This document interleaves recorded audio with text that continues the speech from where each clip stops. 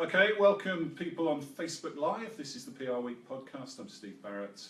Got a great guest today, Don Spetner, our amazing columnist who dispenses wisdom and has done for the last 9 years. And Frank Washkuch is our normal correspondent. We're going to get going. This is our first guest of the year, so Happy New Year to you all. I wasn't around last week, I was on vacation, so hope you've had a good start to the year. Those of you who are at CES and the auto show in Detroit, no rest for the wicked, straight into it. So, and we're going to get straight into this now. So enjoy the podcast. Let us know your comments. Put some questions in the stream if you have them, and we'll get to them afterwards.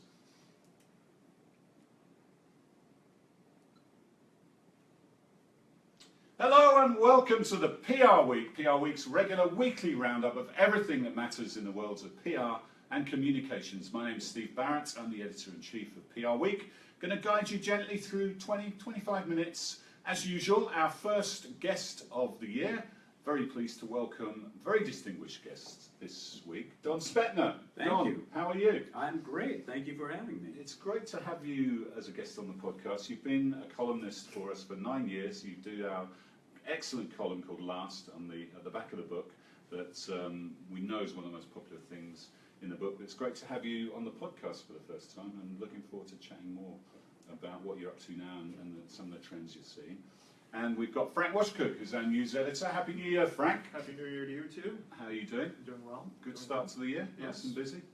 Very good. Thanks. Plenty going on, isn't there? Yes, there is. There is. Check out prweek.com for all that. So we're going to talk to Don, and then we'll talk about that extraordinary press conference that happened yesterday with President-elect and what that means and some of the trends around it.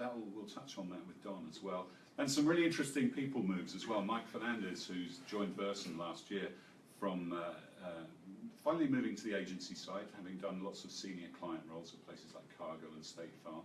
And Mike is now going to be US CEO, so we'll find out a bit more about that. Jim Joseph at Cohn & Wolfe also got a new role to reflect the growth of that agency, WPP shop. And a really interesting scheme over at Golin, where they are going to subsidise internships in London for young people to help them get on the ladder there, because as we all know, it's really expensive to live in cities these days, and this is their latest scheme. But let's start off by talking to you, Don. Don, you've now currently have a role at Weber Shandwick as a consultant, and you have your own clients as well, and obviously spend a lot of time on the client side, different companies including Nissan, and time in the recruitment headhunter space as well. So you've got a great perspective on PR, communications, how it's evolved, especially in the C-suite level, and I think a lot of your work nowadays is at that sort of CEO level. It's an extraordinary time, isn't it? It really is an extraordinary time. Unprecedented. Everyone's kind of re-examining what they're doing. So what are your sort of observations on that? What are your clients asking you for, and what trends do you see as we move into 2017? Well, one of the favorite headlines that I saw actually this morning in my feed, referring to yesterday's press conference, it was a piece in the Washington Post, and the headline was, "What the bleep just happened?" And I thought that sums it up right there. We are in uncharted territory from a communications perspective, really from almost every perspective. And what I'm seeing with clients, I mean, we're 11 or 12 days into the new year. I've already had 2 clients, massive Fortune 200 companies, where the CEO has called the CCO and said, we need a strategy on what we're going to do about Donald Trump. And if he, in one case, specifically tweets about this issue we're working on, in another case, the larger issue of tariffs and what does it mean to our business. So there's so much here that's going on. And I'm seeing a lot of fear and uncertainty on the client side. Yeah, because he's getting involved in a way that other presidents haven't had, in a granular way. If you think of the carrier, the air conditioning company, the auto sector is in focus this week because of the International Auto Show in Detroit. He had that meeting with all the heads of the tech sector, and in many ways, is some of this attention good? What are the dangers, but what are the opportunities as well? Well, on the danger side, I studied journalism and mass communications in college. I don't want to say how long ago, but the prevailing theory then was this notion of gatekeepers. And there were gatekeepers who were essentially editors who determined what was news and what wasn't. And when I came up in the PR business, our job was to get to know these gatekeepers and try to influence them as to what they would publish as news. We're in the post-gatekeeper era. There are no gatekeepers anymore, and that's a frightening development for everybody, really.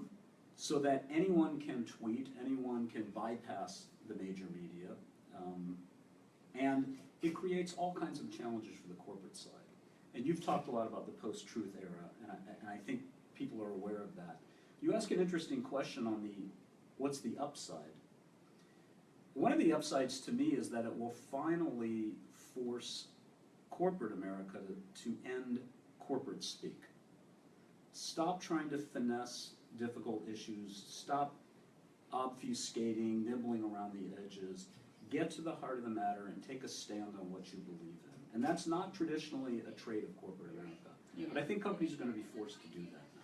Yeah, because we've sort of long preached the sort of values of transparency, Right. authenticity, and truth.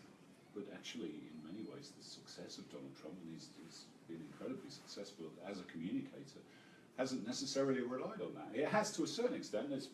There is an authenticity about him that people are attracted to, but sometimes the transparency and the truth part of it can get a little bit grey, can't it? Yes, it can, but what he's done masterfully is speak in a language that people understand. And the message I think we have to take back is that at least half of America was tired of hearing what they felt were bureaucratic or non-realistic responses to their issues. Yeah. Interesting what you said about the media there. I mean, we saw Gorka taken down last year, for publishing something that, caused a lawsuit, and then we saw BuzzFeed actually taking a bit of a, it'd be interesting to hear what you think of Well, this. that was a lot of the buzz on Wednesday night, Yeah. was about the documents that BuzzFeed posted. Mm-hmm. There was a lot of speculation about whether or not Gawker would have posted them if it was still around. I think they actually would have, if they were here. But there's a lot of speculation about whether they should have been posted in the first place. It's a really hearty discussion going on among journalists. Yeah. What do you think on that, Don? Because that gatekeeper thing, a lot of the Post or the Times or the Journal might have said, well, the Gorkas, the BuzzFeeds, the Mashables of this world, we have a sort of duty to behave in a certain way because of our brand established over centuries, whereas these brands can take more chances than us. Yeah, I don't like that those documents were published. There's been a denigration of standards and of civility on all sides of the game here, and I think that's dangerous for all of us. In this case, one could say it couldn't happen to a nicer guy. Still, if you look at it just from an objective standards point of view, none of it verified, none of it substantiated, not sure, well, I am sure that should not have been released to the Yeah, that goes against the sort of journalistic principles I Right. was certainly taught. I'm sure you Well, were. I actually have the opposite view. Hmm. And mine is that if it was my call, and of course Steve has veto power on these things, but if it was strictly my call, I would have taken a serious look at them, and I think I would have published them. And my rationale would have been that if these are materials that senior members of the government and the people who truly make the decisions about intelligence for our government are being briefed on, that they're that important, I think you can make a great argument that it is in the public interest that people have access to these documents and can look at them. I do think the caveat there, though, is that what BuzzFeed did, where they said, we can't verify that any of this is true. But I think that the fact that you had senior administration members, the president-elect, the Gang of 8 legislators, being briefed on this raises them to a different level than they were at before. And I think you could make a good public interest argument for that. If you can establish that indeed happened, and Right. that did indeed happen, I see that part of the argument too. I think an interesting point in all of this is that we're in the age now of hyper-transparency. And you can't assume that anything is secret anymore. As exampled by the DNC email hacks or the Sony Picture email hacks. And there is some good to that in that, it will force corporations to be more honest about what they're doing. But it's pretty frightening that absolutely everything Yeah, and that's an interesting point with the Democratic side, because one of the points that didn't get discussed maybe as much as it should was the fact that they were given questions for one of the debates Right. before the event, you know, Right. which is an absolute no-no, isn't it? Yeah. And that didn't look good for the media company involved, and it didn't look good for the Democrats either. So I mean, you know, it applies to all parties here. It's not exclusive to one party, and that was just as an ethical breach, in my opinion, than as anything else that's gone on. I had a revelation about, I think it was about 5 years ago when the BP oil spill took place. And I don't know if you remember, but every time CNN ran its news segment, not just about BP, but whatever news segment was running, it had a 24-hour spill cam, Yeah. which was a live view of the oil spilling into the ocean. And I thought, it doesn't matter what BP says or does, until it shuts off that spill, the spin or the posturing or the statements are irrelevant. It's a little bit like Samsung at the moment, where every Yes. single plane you get on, the Yes, first thing that's that right. is said is if you've got to note Right. the model in question, Right. it's negative PR, and believe me, every single flight around Yes. the world. I've travelled quite a lot in the I last agree. quarter.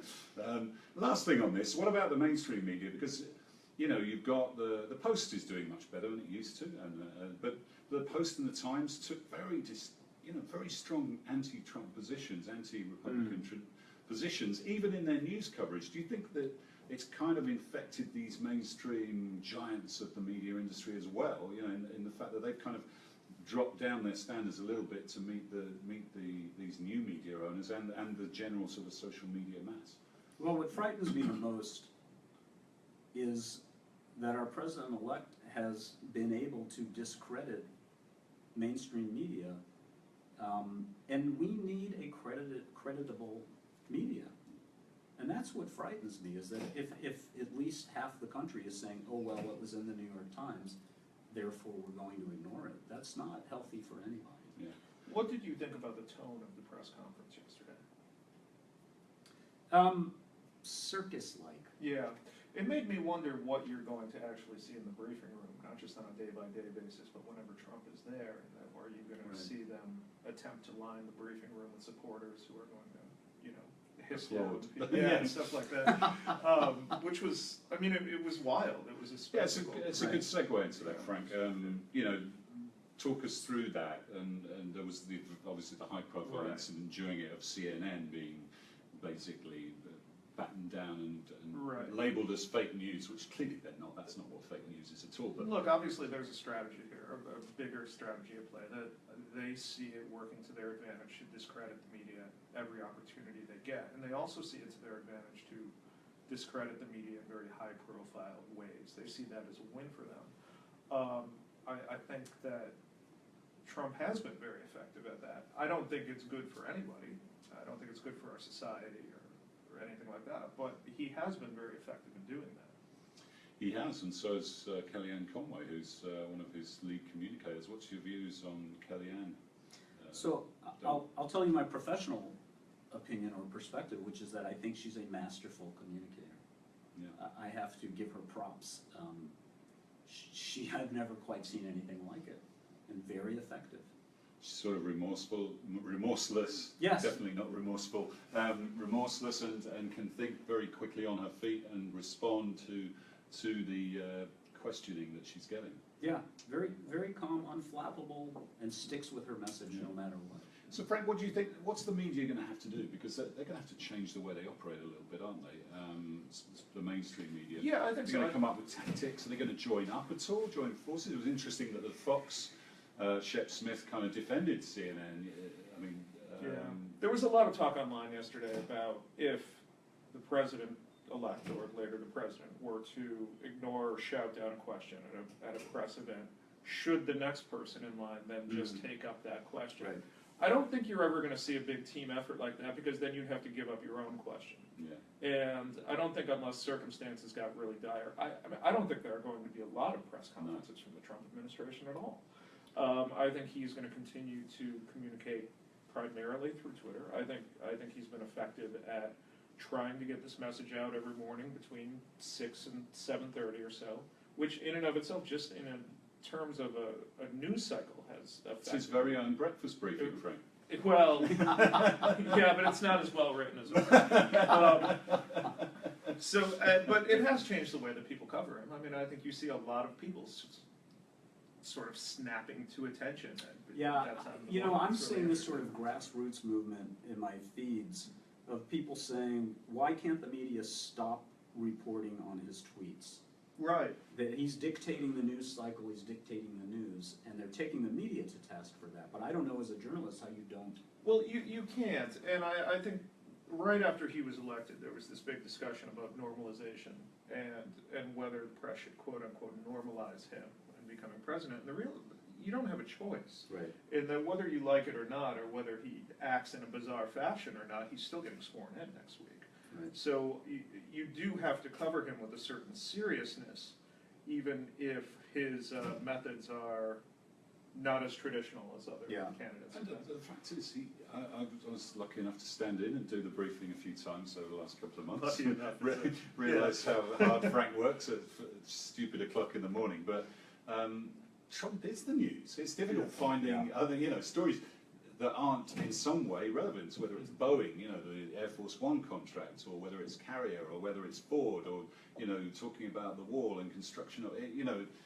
He's kind of becoming part of every story out there. The one last thing I would add to that is to say that if you look at the way that the stock market has behaved in the past day, especially when it comes to pharma stocks, I wonder if that could actually affect the way that he talks at a press conference or talks in general more than anything else. Because, I mean, he's really staking his claim to the presidency on being a pro-business president, on there being good economic benefits to his presidency.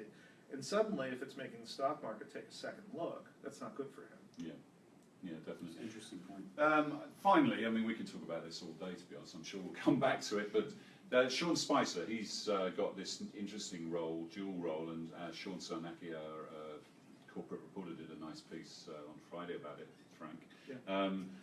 What do you make of Sean? Someone we've interviewed before, and I don't know if we had him as a guest on the podcast, but we've definitely done videos with him, and he's got a really high-profile job there.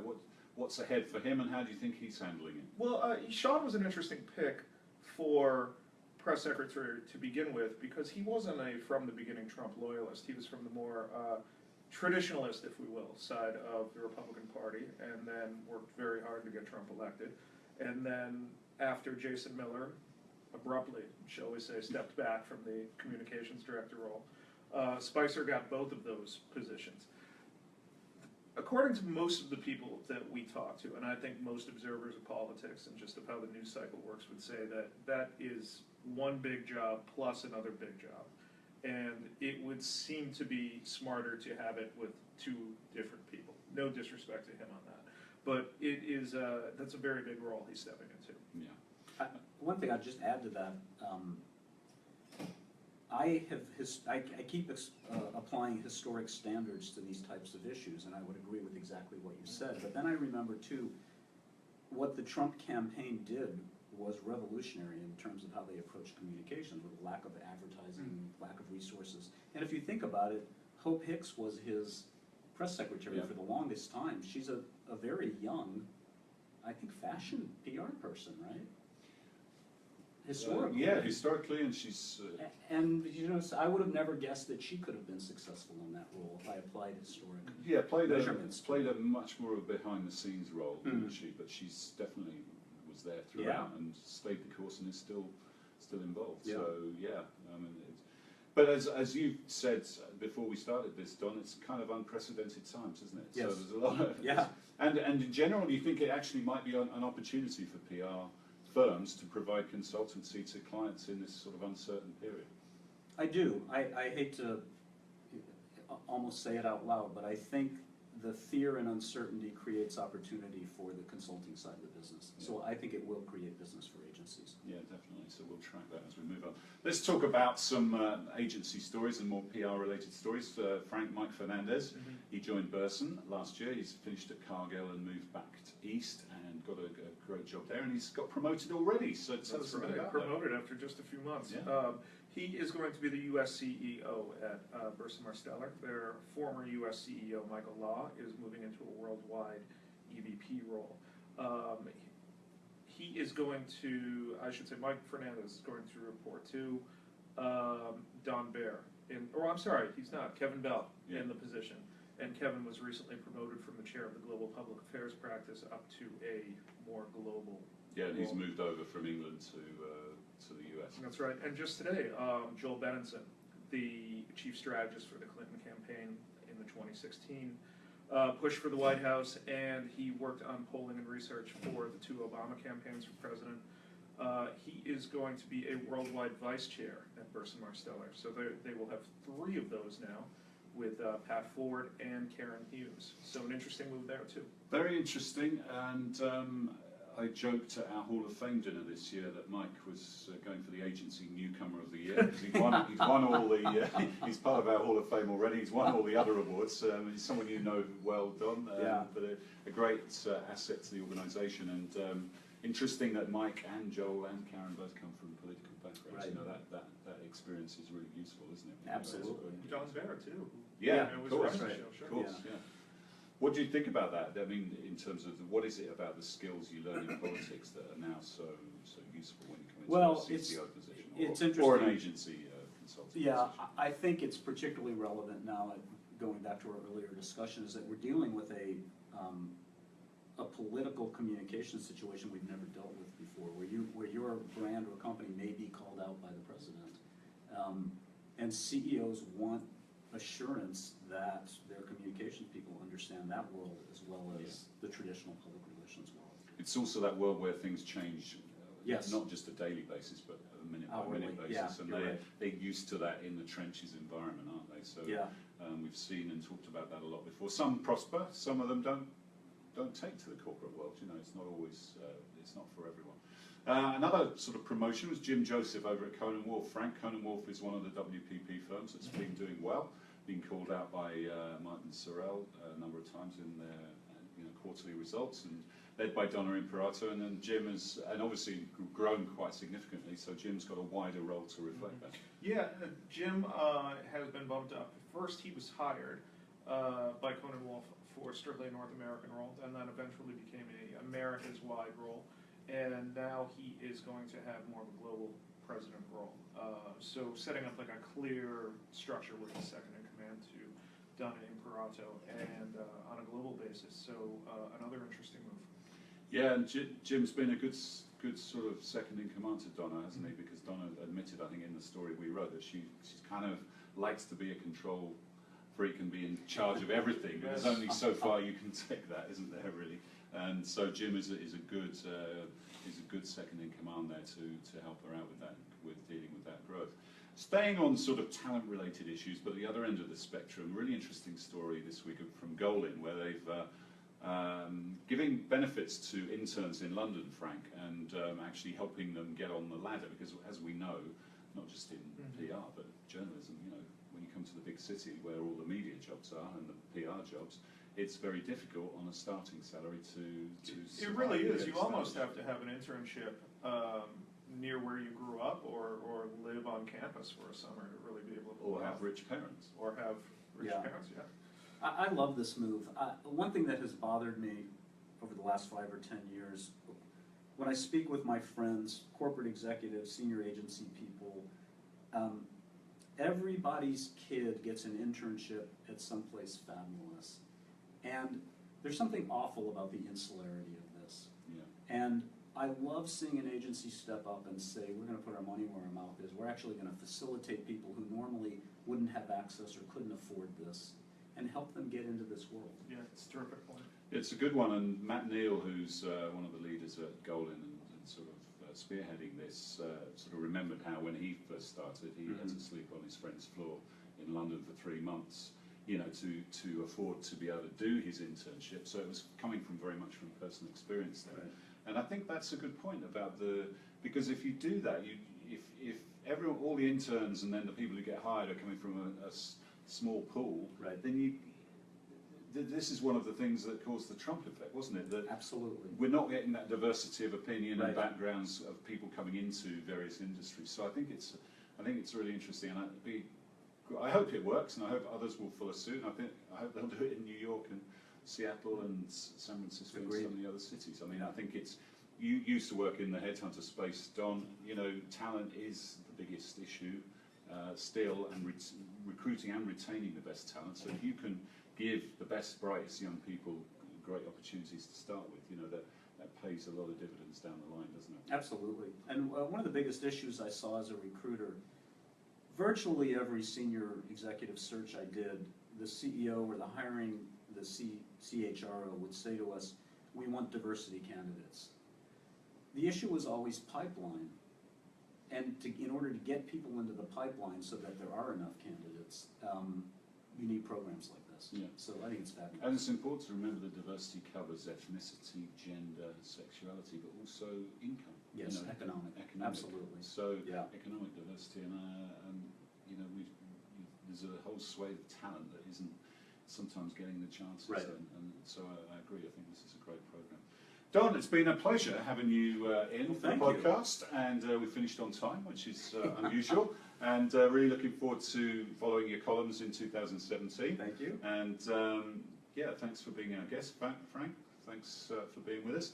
Don't forget, a couple of housekeeping points. The Global Awards, you've got a couple of weeks on the extended deadline to get your entries in for that, so do check that out on our website. Go to the link and ping us, make sure you've got your best work coming in for that. And Brand Film Festival, the Brand Film Festival New York, which honours the best in the States, the Americas and Asia.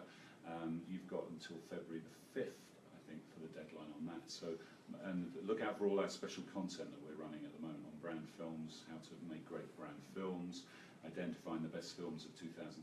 It's a real burgeoning area, and one of the things that is providing a lot of the growth at agencies like Weber and Edelman and some of the other big shops. So, and is behind a lot of the great storytelling and communications these days. But that's all we've got time for this week. We'll see you next time on the PR Week.